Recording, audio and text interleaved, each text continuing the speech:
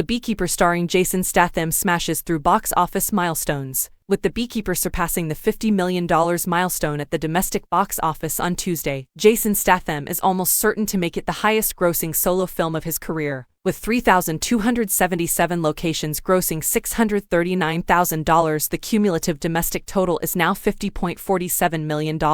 When the weekend's overseas receipts are added, the movie's expected global gross comes to $123.6 million, which is agonizingly close to the $125.7 million global gross of another action movie starring Jason Statham, Mechanic, Resurrection. David Ayer directed the movie. It seems the two had a good time working together because they have already decided to work together once more on a new action movie titled Levon's Trade. Following the controversy surrounding Suicide Squad and the unfavorable reviews for his subsequent flicks, Bright and the Tax Collector, Ayer's film The Beekeeper represents a return to form. All around, reviews for The Beekeeper have been excellent, especially considering that it was out in January, which is usually reserved for movies that studios don't think are very good. On Rotten Tomatoes, an online review aggregator, the movie received a 71% approval rating. On opening day, moviegoers gave it a B+ cinema score. Jason Statham and David Ayer more than deliver on this action premise, making for one of the most wild mainstream action movies to hit the big screen in a while. Collider's Nate Richard wrote in his enthusiastic review,